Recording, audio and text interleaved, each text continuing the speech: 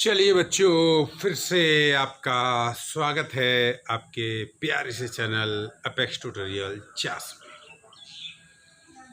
आज हम लोग लेके आए हैं क्लास 9 के बच्चों के लिए उनके सबसे बड़े प्रॉब्लम का सॉल्यूशन।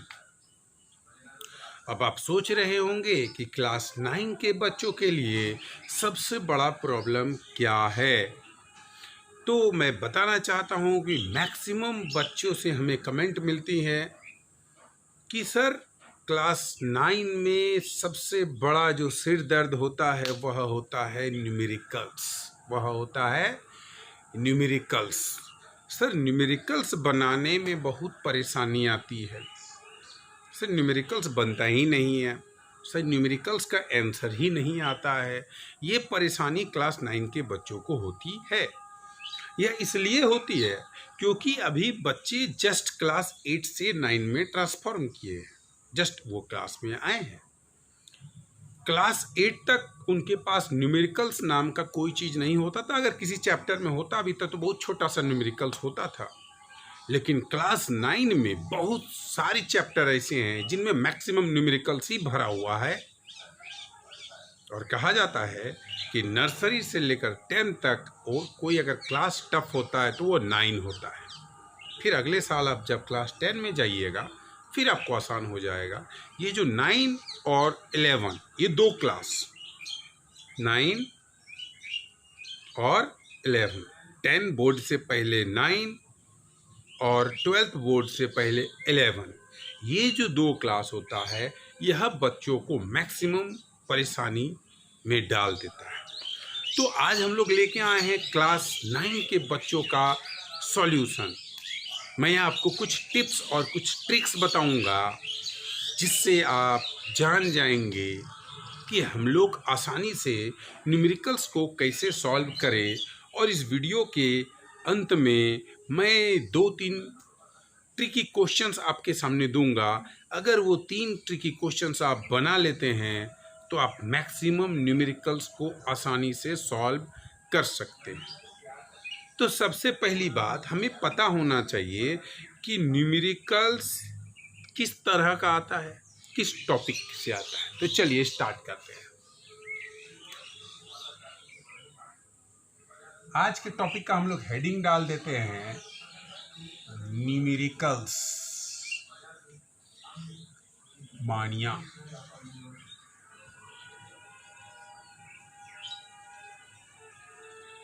तो अभी फर्स्ट चैप्टर जो हमारे आता है वो आता है मोशन चैप्टर से किस तरह के न्यूमेरिकल्स आते हैं। तो पहले हम लोग बात करेंगे मोशन में डिस्टेंस और डिस्प्लेसमेंट के न्यूमेरिकल्स। सबसे पहले जो न्यूमेरिकल्स आते हैं वह आते हैं डिस्टेंस और डिस्प्लेसमेंट। इसके लिए आपको डिस्टेंस और डिस्प्लेसमेंट का एक ही कंसेप्ट याद रखना है कि actual path covered is called distance and the shortest path covered is called displacement. चलिए इसमें किस किस टाइप के क्वेश्चंस आते हैं। पहला टाइप ले लेता हूँ स्क्वायर टाइप। फर्स्ट टाइप के जो क्वेश्चन होते हैं वह होते हैं स्क्वायर टाइप। मतलब वह क्वेश्चन जो रहेगा स्क्वायर के इर्द गिर्द घूमता रहेगा। चलिए ले लेते हैं कि एक स्क्वायर है। तो हमें तो पता है कि स्क्वायर का साइड ए होता है और आपको ये पता होना चाहिए कि अगर ये स्क्वायर ABCD ए साइड का सेम है तो इसका डायगोनल कितना होगा। चलिए ये 90 डिग्री था तो स्क्वायर का डायगोनल निकालने का हम आपको ट्रिक बताते हैं। तो अगर इस ट्रायंगल में बात करें ABC, in triangle ABC Pythagoras theorem लगा दीजिए। अगर AC निकालना है तो हमको पता है AC square is equal to AB square plus BC square. और अगर AC निकालना है तो root under AB square plus BC square. चलिए AC को निकालिए। तो AB स्क्वायर A है, BC स्क्वायर भी A है, तो हमने बोला A square plus A square is equal to 2A square. इसमें से ए को बाहर निकाल दीजिए, a√2। तो हम बोल सकते हैं कि ये AC जो आता है वो a√2 ही आता है, मतलब a√2 या √2a। तो ये तो आप रट लीजिए कि डायगोनल हमेशा √2a ही आता है। अब इससे क्वेश्चन कैसे आएंगे? तो पहला क्वेश्चन आ सकता है डिस्टेंस और डिस्प्लेसमेंट का, कि कोई बॉडी है, इसका एक चक्कर लगाएगा, डिस्प्लेसमेंट 0। अगर इस फिगर की बात करें और इस फिगर में अगर हम लोग ये बोले कि अगर कोई बॉडी ए से 1 रेवोल्यूशन लगाता है, 1 रेवोल्यूशन लगाता है, तो इसका डिस्टेंस कितना होगा? तो डिस्टेंस होगा 4a, पेरीमीटर 4a। डिस्प्लेसमेंट कितना होगा? 0। एक चक्कर लगा के आए तो 0। अगर ये बोले कि 1.5 रेवोल्यूशन, 1.5 रेवोल्यूशन, अगर यह 1.5 रेवोल्यूशन लगाएगा तो क्या होगा? तो देखिए 1 रेवोल्यूशन तो ए से ए, हाफ रेवोल्यूशन ए टू सी, मतलब अब बताइए डिस्टेंस क्या होगा? तो सर डिस्टेंस जो होगा वह तो एक रेवोल्यूशन का 4a, एक रेवोल्यूशन का 4a और हाफ रेवोल्यूशन का a और 2a जोड़ देंगे तो बोलेंगे सर 6a। ये 1.5 रेवोल्यूशन का।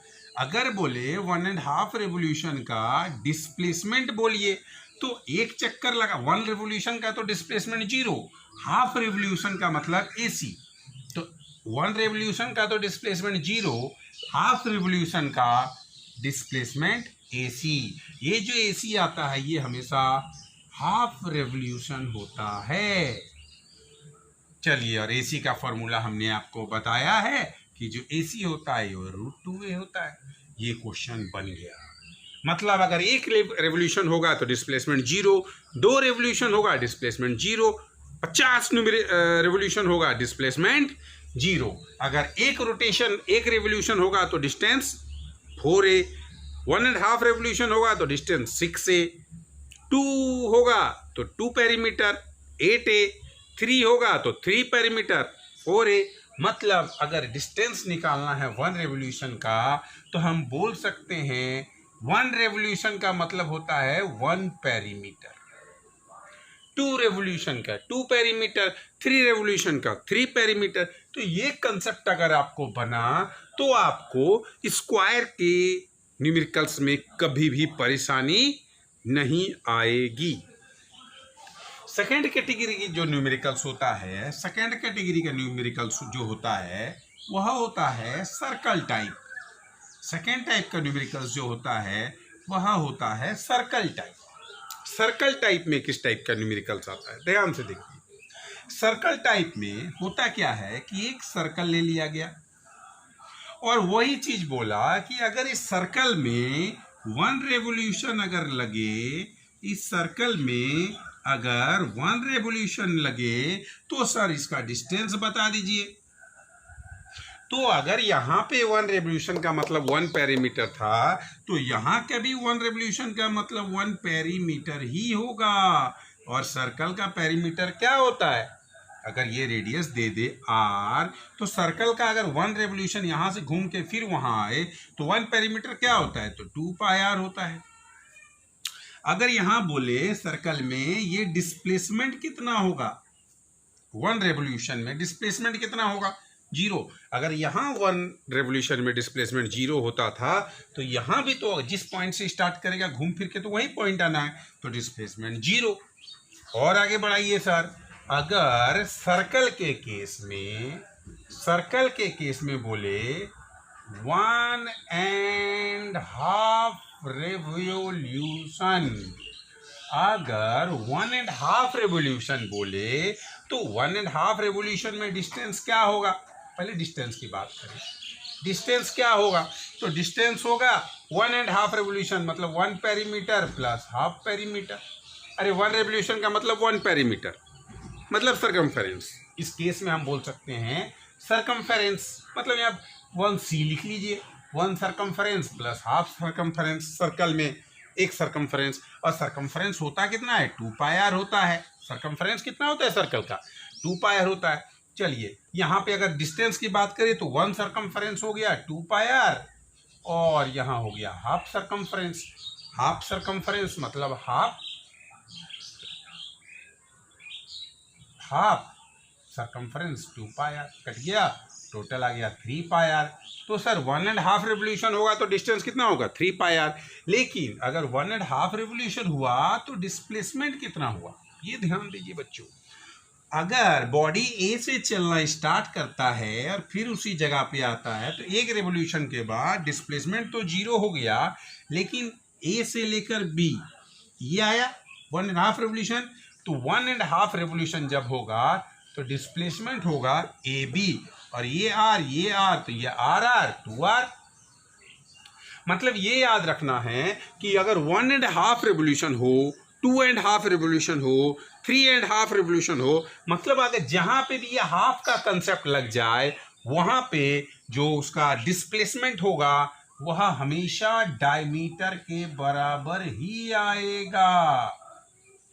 अब अगर बोले कि इसका 10 रेवोल्यूशन हो गया तो डिस्प्लेसमेंट बोलिए 0, 20 रेवोल्यूशन हो गया डिस्प्लेसमेंट बोलिए 0।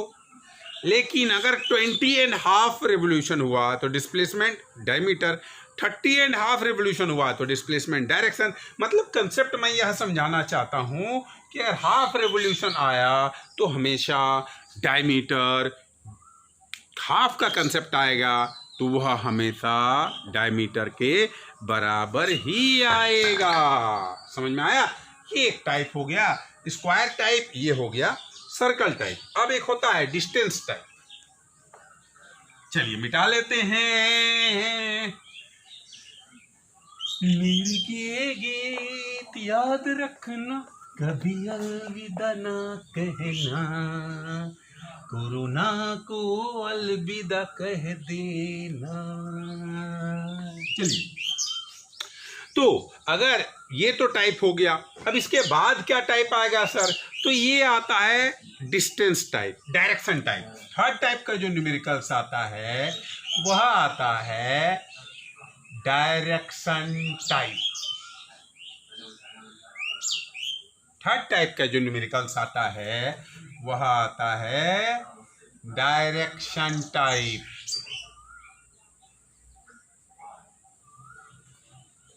इस डायरेक्शन टाइप में होता क्या है, ध्यान से देखिए। हमें पता है कि ये 4 डायरेक्शन होता है, ईस्ट, वेस्ट, ये नॉर्थ, ये साउथ, ये 4 डायरेक्शन है। बोला कि एक बॉडी क्या करता है, 2 मीटर तक चलता है ईस्ट डायरेक्शन में, फिर नॉर्थ डायरेक्शन में चलता है 3 तक 3 मीटर, फिर से ईस्ट डायरेक्शन में चलता है 2 मीटर। समझ में आया? एक बॉडी पहले ईस्ट की तरफ 2 मीटर, फिर नॉर्थ की तरफ 3 मीटर, फिर ईस्ट की तरफ 2 मीटर चलता है, तो इसका डिस्टेंस और डिस्प्लेसमेंट बताइए। तो डिस्टेंस तो आसान है कि अगर ये ओ ये पी, तो डिस्टेंस हो गया AO plus OP plus PB, तो 2 + 3 + 2, 2 + 3 5, 5 + 2 7, तो डिस्टेंस तो हो गया 5। लेकिन यहाँ निकालना क्या है बच्चों, डिस्प्लेसमेंट निकालना है। इस क्वेश्चन में ध्यान देना है कि यहाँ डिस्टेंस नहीं मांगा, यहाँ तो डिस्प्लेसमेंट मांगा, और डिस्प्लेसमेंट होता है शॉर्टेस्ट पाथ। तो क्या करें, यहाँ कैसे निकालें? तो यहाँ आपको ध्यान रखना है कि यहाँ छोटा सा कंसेप्ट लगाना है, 90 डिग्री बनाना है। ये बन गया 90 डिग्री, इसका नाम डाल दो Q। अगर ये 2 तो ये भी 2, अरे यार ये पैरेलल 2, तो ये टोटल 4, ये टोटल ये 3, तो ये भी 3। अब पाइथागोरस थ्योरम लग जाएगा क्या? अगर यहाँ बोले कि AB निकालो तो AB निकालने के लिए क्या होता है, √AQ² + BQ²। पाइथागोरस थ्योरम नहीं आता है तब तो बहुत परेशानी है बच्चों। तो यहाँ क्या आ गया, AQ क्या था, 2 + 2 4 का स्क्वायर प्लस 3 का स्क्वायर। सर इसे तो हमें पता है, 4 का स्क्वायर 16, ये 25, आंसर आ जाएगा 5। सबने बोला सही, हमने भी बोला सही। ये डिस्टेंस टाइप माने डायरेक्शन टाइप क्वेश्चन आता है। आपको ध्यान रखना है, एक फिगर बनाना है कि किस डायरेक्शन में बॉडी चल रही है, किस डायरेक्शन में बॉडी चल रही है उसके मुताबिक इस टाइप का न्यूमेरिकल्स आपके पास आता है। नेक्स्ट आता है मूवमेंट टाइप। मूवमेंट टाइप में क्या होता है, कहता है कि एक बॉडी है जो ए से लेकर बी तक चला, जो कि मान लेते हैं 100 मीटर था। एक बॉडी ए से बी तक चला, उसके बाद वो वापस आके सी तक चला, ये 30 मीटर है। तो अब इसमें से बोले कि बताइए इसका डिस्टेंस पहले बताना है, कहाँ से कहाँ तक, पहले ए टू बी, उसके बाद बताना है ए टू सी। अगर हम बोले कि डिस्टेंस निकालना है ए टू बी, तो ए टू बी का डिस्टेंस कितना था, 100 मीटर लिख दिए। बोला डिस्टेंस ए टू सी, तो ए टू बी, तो ये डिस्टेंस ए टू सी कब आएगा, A to B plus B to C. तो ए टू बी 100 आ गया और बी टू सी कितना है 30, तो टोटल हो गया 130 मीटर। लेकिन अगर यहाँ बोले कि ये डिस्टेंस तो आपने निकाल लिया, तो जरा डिस्प्लेसमेंट भी तो निकालिए बाबू साहब। तो डिस्प्लेसमेंट क्या होगा, displacement is the shortest path, displacement is the shortest path. तो शॉर्टेस्ट पाथ यहाँ क्या है, AC। AC कब निकलेगा, तो AB माइनस BC। AC निकालने के लिए AB माइनस, तो डिस्प्लेसमेंट जो होगा वह होगा AC, और AC का वैल्यू है AB माइनस BC। अगर AB से BC को घटा दिया जाए, AB से BC को घटा दिया जाए तो काम हो जाएगा। AB कितना है 100, BC कितना है 30, तो हमने क्या किया 100 में से 30 घटा दिया तो 70 मीटर। ये डिस्प्लेसमेंट टाइप आपके पास न्यूमेरिकल्स आ सकता है। तो ये तो हम लोगों ने बात की डिस्टेंस और डिस्प्लेसमेंट टाइप। इसी से रिलेटेड क्वेश्चंस आता है average velocity. Average velocity type, average velocity type. Average velocity type में कंसेप्ट देखिए कि एक बॉडी क्या है, ए से सी तक चलता है। ए से सी तक एक बॉडी को जाना है। इस दौरान क्या करता है, कुछ डिस्टेंस यहाँ मान लेते हैं, ये टोटल डिस्टेंस आ गया d। इसमें से क्या करता है, यह कुछ डिस्टेंस मान लेते हैं 30 किलोमीटर, ये चलता है 30 किलोमीटर पर आवर के स्पीड से, 30 किलोमीटर पर आवर के स्पीड से। मतलब अगर हम ये बोले कि यह कुछ डिस्टेंस को मान लेते हैं p डिस्टेंस, वह चलता है वेलोसिटी u1 से, और बाकी का डिस्टेंस, तो बाकी का डिस्टेंस बचता कितना है, तो d माइनस पी आप कर लीजिएगा, ठीक है। और जब एवरेज वेलोसिटी आपको निकालना पड़ेगा कि एवरेज वेलोसिटी निकालिए, तो एवरेज वेलोसिटी होता है, एवरेज स्पीड और एवरेज वेलोसिटी सीधे पाथ में सेम होता है, total distance by total distance by total time. Total distance क्या होगा, तो टोटल डिस्टेंस तो हमेशा d ही आता है, ये टोटल ना चलेगा। अरे अब वह A टू P तक किसी माने उसको पार्ट में कुछ भी चलिए, टोटल तो d ही चलना है। टोटल टाइम यहाँ क्या होता है, total time is equal to T1 plus T2, लेकिन सर यहाँ टाइम तो दिया हुआ नहीं है, तो हम क्या करेंगे, इस टाइप के क्वेश्चन में टाइम का फॉर्मूला डालेंगे। हमें पता है speed is equal to distance by time, तो time is equal to distance by speed. Distance क्या था p, स्पीड क्या था u, प्लस यहाँ डिस्टेंस क्या होगा d माइनस पी, ये डिस्टेंस क्या हो जाएगा d माइनस पी, और मान लीजिए वेलोसिटी से चला u, तो ये फॉर्मूला आप लगा के एवरेज वेलोसिटी निकाल सकते हैं। तो इस तरह के कंसेप्ट क्लास 9 के बच्चों को आना चाहिए, और इस तरह के कंसेप्ट को डेवलप करने के लिए सबसे ज़रूरी 3 चीज़ें आप लोगों को बताना चाहता हूँ। 3 चीज़ें आप लोगों को जो बहुत मदद करेगी न्यूमेरिकल्स बनाने में बच्चों, और सही मायने में अगर 3 चीज़ों को आप लोगों ने गांठ बांध ली, अगर 3 चीज़ों को आप लोगों ने गांठ बांध ली तो न्यूमेरिकल्स बनाने में कभी भी प्रॉब्लम नहीं आएगा। नंबर 1, कंसेप्ट आपका तैयार रहना चाहिए। जो कंसेप्ट जो हो वो क्लियर होना चाहिए। जैसे कि अगर मैं रात 12 बजे आपको उठाऊं नींद से और आपसे पूछूं कि आपका नाम क्या है, तो आप अपने नाम में कभी गलती करते हैं क्या? कि आप सोए हुए हैं, मैंने आपको उठाया, उठ जाओ, तुम्हारा नाम क्या है, तो अपना नाम बदल के तो नहीं ना बोलते हैं। इसी तरह से कंसेप्ट आपको इतना क्लियर होना चाहिए, उससे रिलेटेड फार्मूला इतना क्लियर होना चाहिए कि रात के 12 बजे भी अगर आपको कोई जगा के पूछे कि इसका फार्मूला बताइए तो आपके मुंह से निकलना चाहिए। अगर मैं आपको रात 12 बजे जगाऊं, who is the prime minister of India, तो क्या आप बोलते हैं? अमिताभ बच्चन बोलिएगा, नरेंद्र मोदी बोलिएगा। तो पहला है कंसेप्ट, दूसरा है फार्मूला।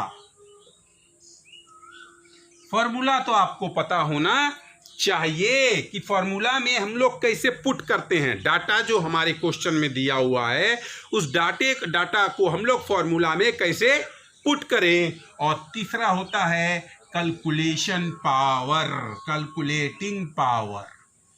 कैलकुलेटिंग पावर तो आपके पास होना ही चाहिए। अगर इस तीन का कॉम्बिनेशन ले लिए तो सारा न्यूमेरिकल्स आपसे बनता जाएगा। लॉकडाउन में अपने घर में रहें, न्यूमेरिकल्स को आनंद लें। कभी भी न्यूमेरिकल्स को, मैंने स्टार्टिंग में बोला था कि यह प्रॉब्लम है, प्रॉब्लम को प्रॉब्लम की तरह समझोगे तो आपको बहुत ज़्यादा प्रॉब्लम होगी। फिर से, अगर प्रॉब्लम को प्रॉब्लम की तरह समझोगे तो आपको बहुत ज़्यादा प्रॉब्लम होगी। अगर प्रॉब्लम को दोस्त की तरह समझोगे तो ये दोस्ती